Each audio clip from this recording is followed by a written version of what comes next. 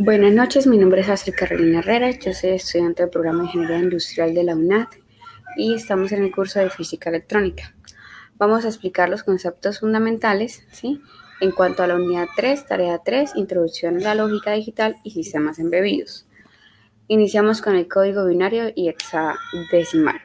Entonces, un sistema electrónico maneja información en código binario, es decir, ceros y unos. El 0 quiere decir que no pasa corriente y el 1 que sí pasa. Entonces, en ese sistema binario, solamente el 0 y el 1 tienen asignada una cifra, es decir, 0,1. Sí, así lo vamos a ver reflejado.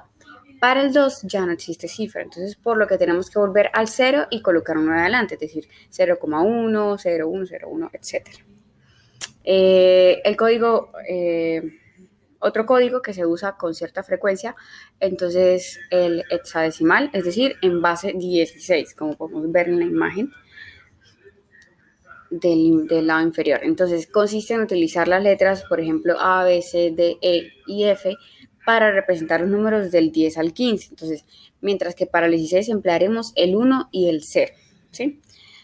Por ejemplo, podemos ver acá en la tabla del lado derecho, está, bueno, aquí estarían los códigos 0, 1, representado entre las letras que acabamos de mencionar, y bueno, y a su lado el código binario, que como habíamos mencionado en el concepto anterior, se basa en 0, 1, 0, 1, ¿sí? Listo, continuamos las compuertas lógicas y tablas de verdad. Entonces, las compuertas lógicas básicamente son conmutadores lógicos que a partir de interruptores booleanos crean o cumplen una condición específica. Entonces, en pocas palabras, una compuerta lógica es un interruptor digital que se acciona de diferente forma de acuerdo a un determinado estado. Entonces, en la actualidad las compuertas lógicas tienen un amplio campo de aplicación en todo tipo de dispositivos electrónicos. Entonces, ¿qué tenemos? Por ejemplo, el audio, el video, la informática y muchos otros aparatos, ¿sí? Entonces, las compuertas lógicas son la base esencial que les permite a los ingenieros el desarrollo y la construcción de un circuito digital, ¿sí? Entonces, a través de las diversas compuertas lógicas, como por ejemplo tenemos AND, OR, NAND, NOR, SOR, XNOR, ¿sí? Y demás, el diseñador va dando forma a la estructura del comportamiento de un determinado circuito, ¿sí? Como podemos ver acá, esos serían los tipos de compuertas lógicas. Ok, avanzamos. Entonces, básicamente, una tabla de verdad, ¿sí? En el contexto de las compuertas lógicas, son tablas que muestran una condición de verdad o falsedad de una proposición compuesta para cada combinación de valores que se puede asignar a las operaciones que la componen. Entonces, para entender mejor el tema de las compuertas lógicas, ¿sí? En cuanto a las tablas de verdad, es que es más que importante primero conocer qué son las tablas de verdad y cuál es su origen, ¿sí? Entonces, todo eso se encuentra relacionado con la lógica y su principal objetivo es la posibilidad de encontrar un método concreto para evaluar la certeza de los pensamientos y la fiabilidad al momento de procesar la información que recibimos de múltiples medios, ¿sí?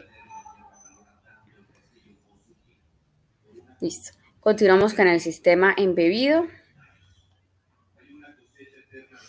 Entonces, el sistema embebido es un sistema informático de uso específico construido dentro de un dispositivo mayor. Entonces, los sistemas integrados se utilizan para usos muy diferentes de los usos generales para los que se emplea un ordenador personal. Entonces, en un sistema integrado, la mayoría de los componentes se encuentran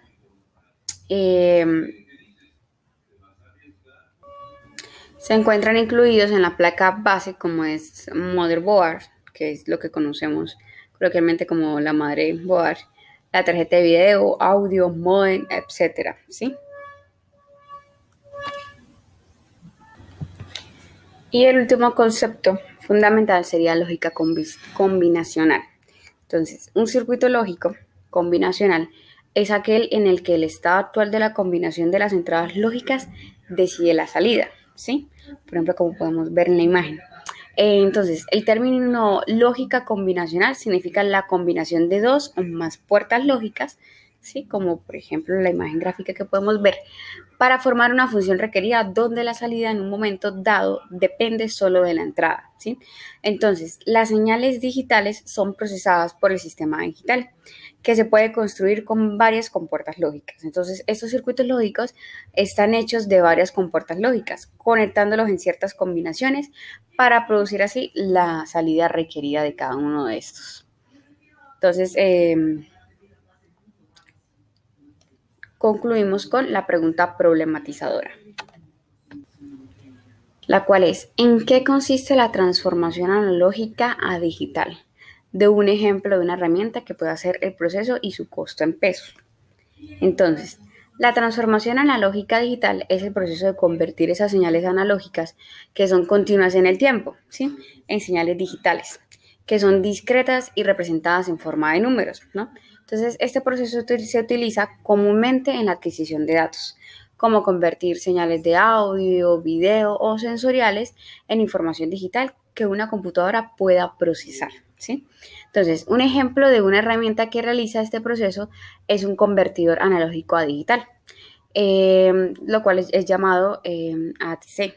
Los precios de ese ADC pueden variar dependiendo de su calidad y características, así como cualquier producto. Entonces, por ejemplo, en Colombia tenemos que un ADC básico podría costar alrededor de 50.000 a 150.000 pesos, ¿sí? Mientras que equipos más avanzados con características específicas podrían superar el 1.000.000 de pesos o incluso más, ¿sí? Los precios varían según la marca, la precisión y las capacidades del dispositivo. Esos serán los conceptos fundamentales. Muchísimas gracias.